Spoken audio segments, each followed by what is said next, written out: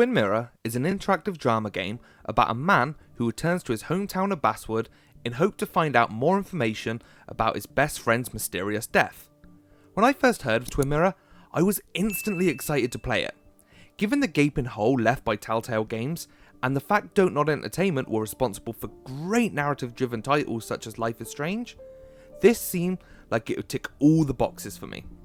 Well, as it turns out, it only really ticked about half of those boxes, but I still had a good time nonetheless. What did I do?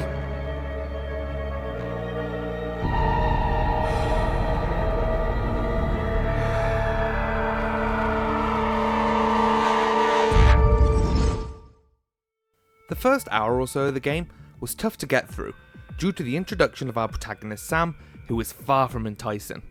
He constantly sounds bored, only ever seems to moan, and even with the option to pick his dialogue, still comes off as a complete asshole to half the people he speaks to. It's not just Sam, every character you meet in the game's opening location just comes off as really weird and unrealistic. Sammy! Oh, it's been ages. Tara? Oh, me? I've had this stomach thing lately, always churning. And this thing with Nick, his car went up like a Sunday ham. He burned alive, you know. Have you met Hugh? He took over the old pharmacy just after you left. During my live stream of the game, the comment section and I got a good laugh out of the bartender telling me that good friends don't drink spirits, they only drink beer together. What the hell does that even mean? At first, I gave Twin Mirror the benefit of the doubt, in hope that the weird dialogue and strange characters was some sort of attempt to go down the road as something like Twin Peaks. Come the end of the story though, I now believe it was just poor writing and even worse execution. Having said that, the weird dialogue and questionable voice acting didn't mean the story itself was bad. Once I'd gotten through the awkward introduction of all the main characters and the plot began to unfold, I found myself getting more and more drawn into the narrative. Trying to put the pieces together of what happened to Sam's best friend Nick and who may be responsible was enough for me to see past some of the game's weirder moments.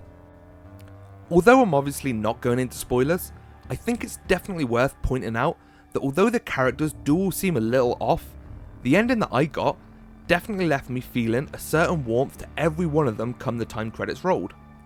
While I'm on the ending, I've got to say that although the story isn't going to win any awards anytime soon, I really enjoyed how everything wrapped up, especially when it came to Sam battling his own inner demons, so to speak. Suggestion for a worthy spirit? Spirits? Oh, no. Friends drink beer. Yes, I suppose that's fitting. To dear Nicholas.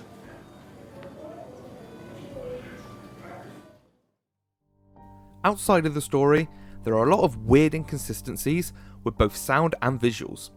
I understand that Twin Mirror isn't a AAA title, but when you look at what a lot of other budget games can look like now, games such as The Dark Pictures Anthology, A Plague Tale Innocence, or Hellblade Senua's Sacrifice, I can't help but feel Twin Mirror's presentation just feels horribly outdated and a good couple of generations behind everything else.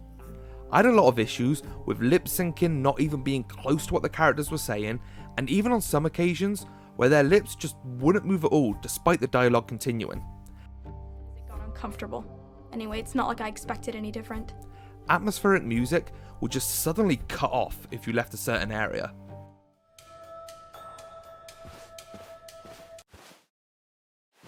Sounds you'd expect to be there, like the sound of rushing water by a river, was met with only silence.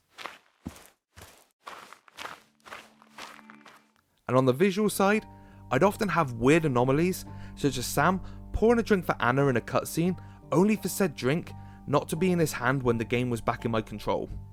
All of these weird bugs are just small issues that obviously aren't game breaking, but combined, they were enough to constantly break my immersion.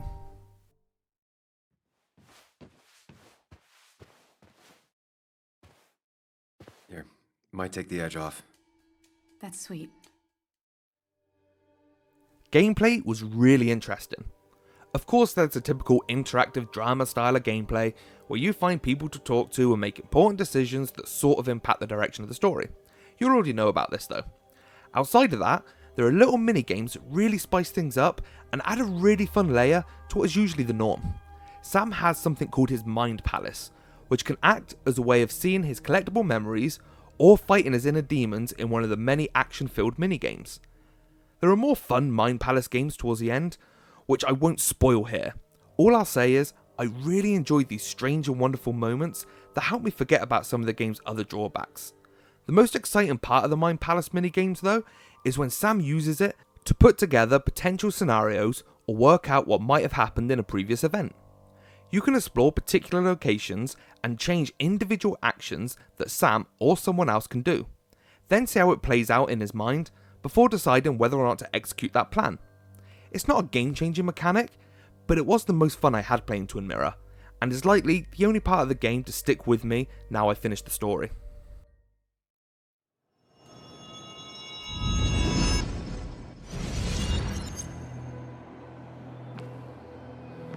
At least I can always count on this place to make sense.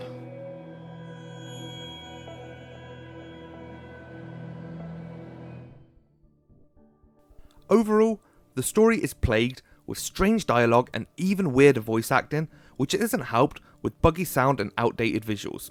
However, if you stick with it, the narrative will sink its claws into you, and you'll likely find yourself needing to find out how everything plays out come the end.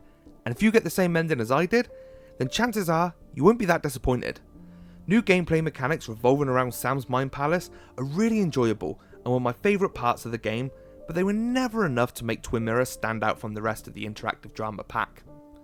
I had fun with the game, and I do believe it's better than some of the criticism it's receiving from elsewhere, though it'll unlikely be anywhere near my top 10 come the end of the year. I give Twin Mirror 6.5 out of 10.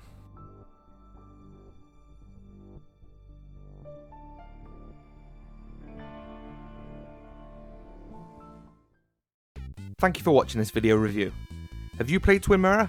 Let me know your thoughts in the comments below and I'll get back to you.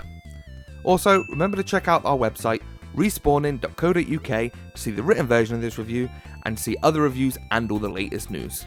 You can also catch us on things such as podcasts, Twitter, Instagram, Facebook, whatever it may be. Just search in Respawning UK and you will find us there.